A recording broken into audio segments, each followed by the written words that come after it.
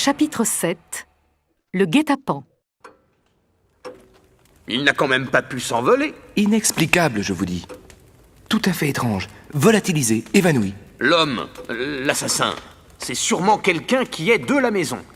Si on exclut le père Jacques, monsieur Stangerson, les concierges, qui reste-t-il? Eh oui, malheureusement, tout semble accuser monsieur Robert Darzac. Ce ne sont pas là les seules charges contre lui. Vous vous souvenez de l'épisode de la poste restante? Eh bien, l'employé nous a donné un signalement qui correspond étrangement à celui de votre ami. Non seulement ce dernier n'a pu nous fournir un emploi du temps exact, mais il n'a pas d'alibi pour la nuit du 24 au 25 octobre, ce qui fait qu'il reste le suspect numéro 1 dans cette affaire. Frédéric Larsan nous l'a bien fait comprendre. Effectivement, il y a de nombreuses coïncidences, mais vous savez que les coïncidences sont ennemies de la vérité. Il faut que je vous expose mon hypothèse. Suivez-moi. Nous fîmes le tour du château. Sous nos pieds craquaient les feuilles mortes. Ces vieilles pierres plutôt lugubres me faisaient froid dans le dos. Par hasard, alors que nous étions en train de contourner le donjon, nous aperçûmes le garde-chasse. Drôle d'oiseau, avec ce binocle et cette pipe qu'il a toujours. Il paraît qu'il n'est aimable qu'avec les femmes. Elles sont folles de lui. Il me semble avoir compris l'autre jour à l'auberge qu'il a un faible pour la femme de l'aubergiste. Je ne vous le fais pas dire. Il est bien trop élégant pour un garde-chasse. Mais je vous ai fait venir ici parce qu'il y a une chose importante que je voulais vous dire.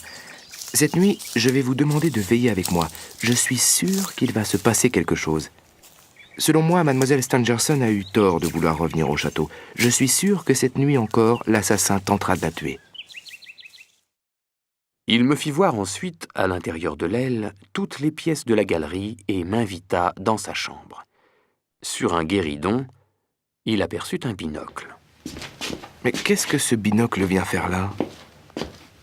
À moins que ce soit un binocle de presbyte. Oui, effectivement, c'est bien un binocle de presbyte, dit-il en l'examinant. Quelqu'un frappa à la porte. La concierge entra. « Tout est prêt », dit-elle à voix basse à Rouletabille, et elle s'en alla. Mais c'est la concierge. Elle est sortie de prison. Oui, je l'ai fait libérer ainsi que son mari. En fait, la nuit de l'agression, ils étaient habillés parce qu'ils étaient en train de braconner. Ils apportent le gibier à l'aubergiste, c'est pourquoi ils n'aiment pas l'homme vert, mais ils aiment leur patronne. Et cette nuit, on va avoir besoin de gens sûrs. Monsieur Larsan est dans sa chambre? Non, il m'a confié qu'il partait pour Paris afin de vérifier sa piste sur Darzac. Il va le faire arrêter, c'est sûr. Vous allez certainement rire, mais il m'est venu l'autre jour une idée saugrenue lorsque vous m'avez parlé du vol de la caisse contenant les résultats des recherches des Stangerson. Croyez-vous qu'il soit possible d'appliquer ces théories sur la dissolution de la matière? L'assassin, qui est aussi le voleur, aurait pu s'en servir pour réussir à disparaître sans être vu. Enfin, pensez donc, mademoiselle Stangerson voit son assassin, crie, on entend des bruits de lutte, 4 personnes se trouvent devant la porte de la chambre, enfoncent cette porte et ne voient personne sortir. C'est un peu extraordinaire, non? Oui, tout cela est étrange, mais il existe certainement une autre explication, me dit Rouletabille d'un air mystérieux. Monsieur Darzac est venu l'autre nuit dans ma chambre.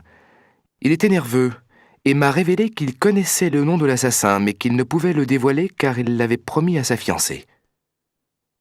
C'est pourquoi il devait absolument se rendre à Paris. Il m'a demandé de veiller sur mademoiselle Stangerson. Je suis convaincu que la solution de l'énigme se trouve dans le passé de Mathilde Stangerson et qu'il y a un rapport direct ou indirect entre ces événements et son séjour en Amérique.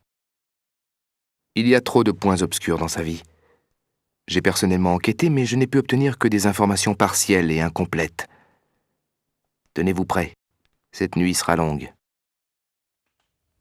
Nous allâmes dîner et nous trouvâmes dans la salle à manger Frédéric Larsan attablé et de bonne humeur. « Mais vous n'étiez pas à Paris ?» demanda Rouletabille. « Si, mais j'en reviens, et tout est en ordre. » Puisque vous le dites. Le repas se passa le mieux du monde. Chacun était content, car la solution était proche. Naturellement, la conversation fut animée, et on évoqua tous les éléments de l'enquête. Tout à coup, je vis le visage de Frédéric Larsan qui sembla se décomposer. Oh, je me sens bizarre. Oh. Et il s'évanouit, Il dort, tout simplement. fit Rouletabille en examinant la prunelle du détective. Il a été narcotisé. Portons-le dans sa chambre. Comment vous sentez-vous, Sinclair? Moi, pour l'instant, ça va. Venez. Après avoir laissé le policier sur son lit, Rouletabille m'entraîna dans sa chambre.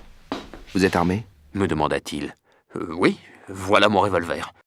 Ouvrez l'œil. Restez dans le cabinet et n'allumez pas la lumière. Si vous apercevez quelque chose, dénouez le cordon du rideau. Cela sera notre signal. Les concierges et le père Jacques sont sur le qui-vive eux aussi. J'attendis environ 1 heure dans le cabinet. Tout à coup, le grincement d'une porte me fit sursauter. Je jetai un coup d'œil par la fenêtre, puis regardai dans la galerie. J'aperçus la silhouette d'un homme. C'était l'homme vert. J'essayais de faire le moins de bruit possible et je retins mon souffle. Je dénouai le cordon du rideau, comme me l'avait demandé Rouletabille, mais il ne vint pas. Il ne se passa rien. J'allai dans sa chambre. Rouletabille était par terre, étendu de tout son long sur le parquet.